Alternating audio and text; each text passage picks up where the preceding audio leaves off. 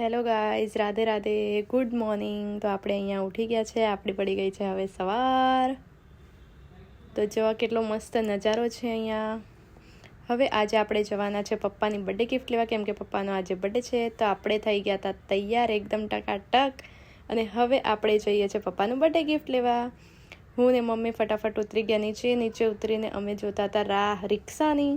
તો આપણી રિક્ષા આવી ગઈ હતી અને આપણે નીકળી ગયા હતા, પણ ત્યાં જ તો આપણને રસ્તામાં મળી ગયું ફાટક બંધ હતું. તો મને આવતો હતો કંટાળો. ત્યાં જ તો ફાટક ખુલી ગયું અને ફટાફટ અમે લોકો જતા રહ્યા સોનીની દુકાને, કેમ કે મમ્મી આજે કંઈક સોનાનું પપ્પાને ગિફ્ટ આપવાની છે. અમે પહોંચી ગયા સોનાની દુકાને અને અહીંયા મમ્મી ડિસ્કસ કરે છે કે પપ્પા માટે શું લેવું જોઈએ, અને મમ્મીએ ભાવ નક્કી કરી લીધા.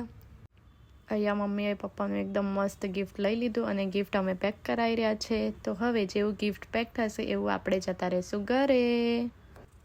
તો આપણે પહોંચી ગયા હતા ઘરે આવીને મસ્ત માસી અહીંયા ચા બનાવી રહ્યા છે મમ્મી જોડે વાતો કરતાં, અને માસી કહે છે કે મને ચા બનાવતા નથી આવડતી, તો મમ્મી એમને સમજાવી રહ્યા છે. ચા પીને આપણે જતા રહ્યા હતા કામધંધેથી આવીને અહીંયા અમે કરી રહ્યા છે પપ્પાનો બર્થડે સેલિબ્રેશન. તો અહીંયા જો પપ્પા એટલી મસ્તી કરતા હતા, એટલા ખુશ હતા, અને અમને એટલું હસાવ્યું કે એટલી મજા આવી અમને. ભલે અમે ઘરવાળાએ બર્થડે સેલિબ્રેશન કર્યો, પણ અમને ખૂબ મજા આવી ગઈ.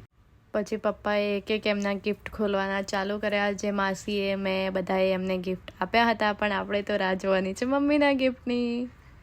એમ તો ગિફ્ટ બધા જે આપે દિલથી આપે, એટલે ગિફ્ટની કોઈ કિંમત ના હોય, પણ આ તો મમ્મીનું સ્પેશિયલ ગિફ્ટ હતું પપ્પા માટે. તો જોઈ લો, આ છે મમ્મીનું ગિફ્ટ. અહીંયા પપ્પા ખોલી રહ્યા છે. તો જોવો હવે શું નીકળે છે.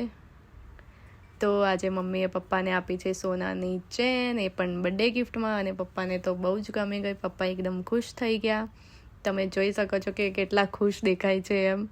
તો હેપી બર્થડે પપ્પા, તમે જીઓ હજારો સાલ. તો આજના માટે આટલું જ. હવે મળીએ આપણે નેક્સ્ટ વ્લોગમાં. જય દ્વારકાધીશ, રાધે રાધે, બાય.